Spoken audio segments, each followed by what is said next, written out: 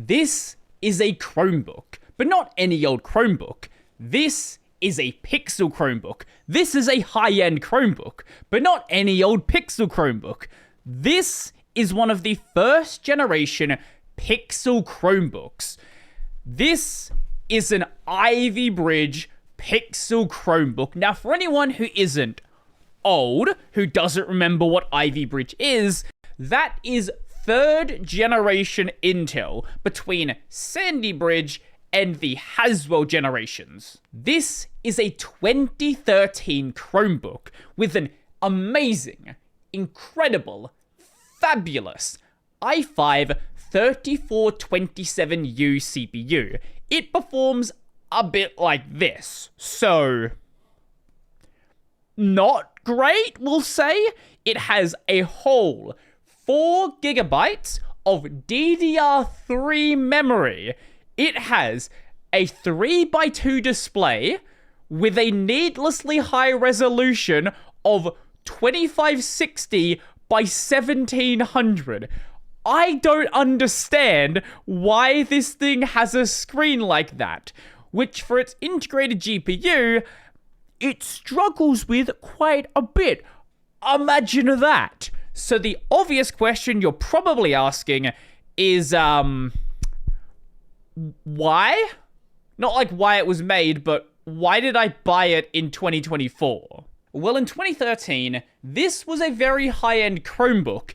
It retailed at $1,299 US, which for 2013 and for a Chromebook was a lot of money. Now in 2024, you can get this thing for a lot cheaper than that. But you notice the sticker on here. No matter how much you pay for this thing, this sticker is very accurate. But in all seriousness, why did I buy this thing? Linux. Most of the time when I'm talking about Linux, whether it be a desktop, a random piece of software, different distros out there, it's being done on not my super high-end desktop. It's a relatively modern-ish desktop from the past 5 years. I have a 3600X in this.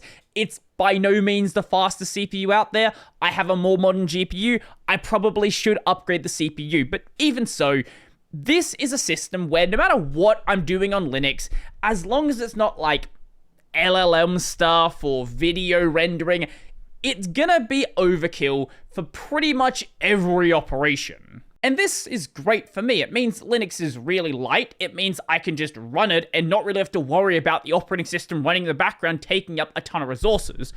But it does kind of skew my experience, because anything that is not just really stupidly written, anything that doesn't have like a giant memory leak or isn't just writing gigabytes of data to your hard drive for no reason whatsoever, is just gonna run perfectly fine.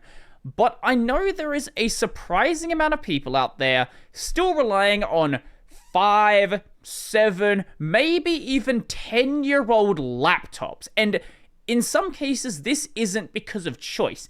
If you choose to go and buy an old ThinkPad because you think old ThinkPads are cool, hey, that's cool, do your thing.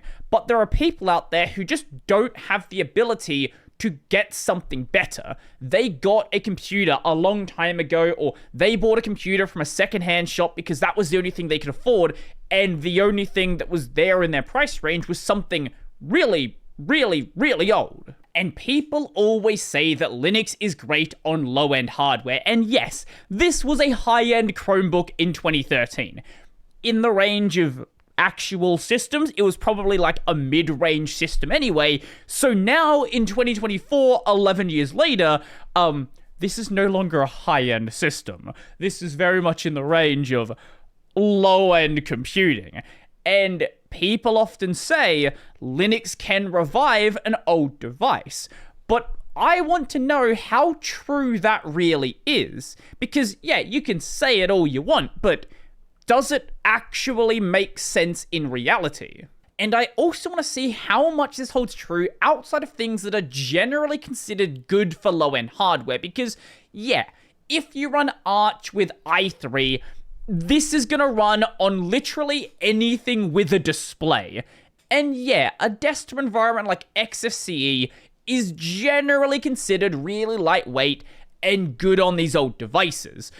But what about something that's generally not considered good here? What about something like full-on Ubuntu GNOME, Fedora KDE, a system full of Flatpaks, an immutable system, a system running Wayland? Because yes, whilst the GPU in this thing is very old and not very capable and missing a lot of things that exist on modern GPUs, like many codecs that you would expect to see, Wayland seems to generally function on this thing. Now, I'm not going to say well, but function is more than I expected. But at the same time, I also want to look at things that are intended for these low-end devices. Things like Puppy Linux, like Damn Small Linux, like i3, like BSPWM, like these various window managers that obviously should run fine. Like, logically in my head, I don't see a reason why i3 would run badly. But maybe it does, and maybe things like Compiz end up being a problem. Maybe I would need to avoid that, and maybe swapping windows would be a bit weird, or opening windows, or maybe having too many workspaces available. Maybe any of these things could cause an issue. But I also want to test things that really shouldn't be run on this thing. Things like the Cosmic Alpha, which I am not sure if it's going to start, let alone run well. Theoretically, it should start. Theoretically. Considering the performance issues I've had on my desktop, though, we'll see how much further than start we go. Now, because this thing only has 32 gigabytes of storage, yeah, I forgot to mention that, it is an old Chromebook. This was during the days where Chromebooks were built with basically no storage, basically enough storage to have the operating system, and that's pretty much it. So, that does limit the things you can do with it, but you could boot off of an SD card, like that is an option, or you could have an SD card as your additional storage, because there is a SD card slot there. I've not tested it. I should actually do that, you know what? Because that's probably a good idea.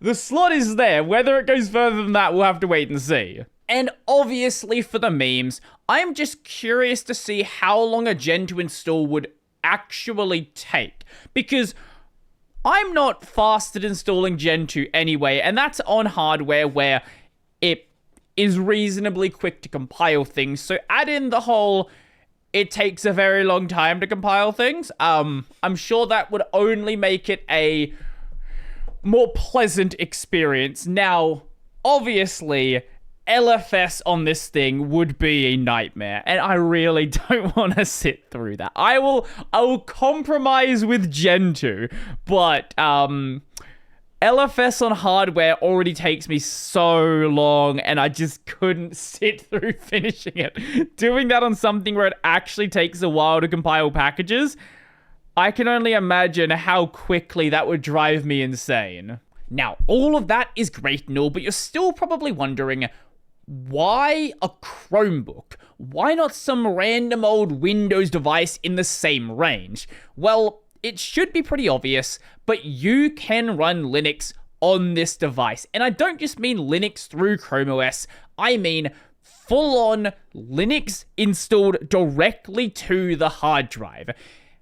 And yes, I could buy an old Windows device and all that stuff, but this device, fully supported. Yes, the keyboard's a bit weird because it's a Chromebook, but everything in the device works basically like it should. But the more important reason why a Chromebook is just cool. There is this small but growing community building up around flashing these devices with a custom version of Coreboot and then just basically turning them into just a cheap Ultrabook, because if you're in somewhere like the US, Australia, a lot of the EU, you can get these devices just ridiculously cheap. And I don't just mean a device this old. I mean something actually highly performant, like a 10th or 11th gen Intel system that has a really big hard drive. Some of them actually have M.2 drives. That's a bit few and far between.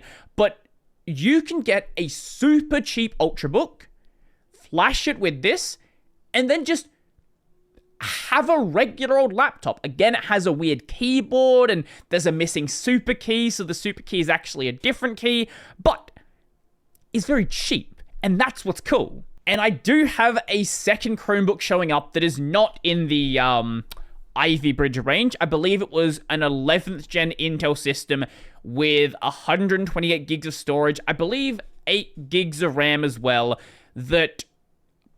That's actually a capable laptop, and getting that for super cheap, especially if you're able to buy it around the time that schools are getting rid of devices, or sometimes people get given them as a gift and just don't want them and just try to flip them on eBay and places like that. If you're paying attention and you're looking around, or you just go to like refurbishers and things like that, you can find some wild deals that you would not expect on any other devices. And I cannot forget to mention the 2 posts that I came across that made me want to go and look into this topic. Modded Chromebooks are arguably more open than any other computer on the market today. You can buy a solid and, in my opinion, sexy laptop with a 2-year-old CPU and run Core Boot. No other brand can do this. If you're an American, this is also cheap. Also, ThinkPad quality is kinda downhill lately. Just like Chromebooks, there are some bad ones. I think this qualifies them to fill the place of ThinkPads for hackers and FOSS diehards, along with this chart right here, which I'll just let you examine for yourself and leave angry comments down below about how this chart's wrong and how ThinkPads are the only thing you should ever buy and Chromebooks suck and you should never buy a Chromebook. But you know what? This is the most important reason. I could buy a ThinkPad. I could do the thing that every Linux YouTuber eventually does and have a big stack of ThinkPads on my desk. You know, that's cool. Or I could do something weird. I could buy a Chromebook. I could buy a second Chromebook.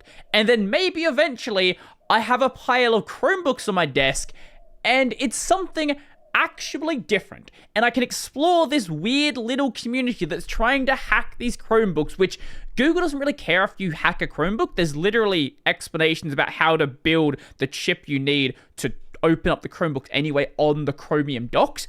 It's just locked down out of the box because it's just better for security, but you can just unlock it in like 2 minutes. It's not a big deal.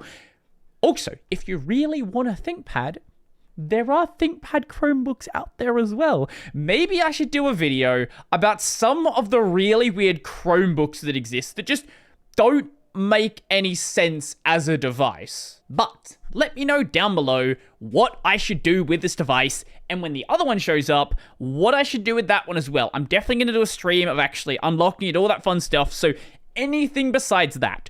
Also, if you happen to have a unlocked Chromebook that you're running Linux on, or maybe Windows, or maybe you're that one guy that's doing macOS on it, let me know down below, because yes, for anyone who doesn't know, you can Hackintosh some of them as well. Like, very specific ones.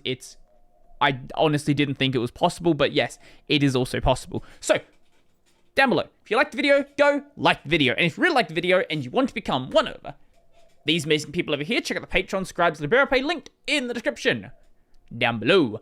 That's going to be it for me, and if you spot any stupid devices, let me know.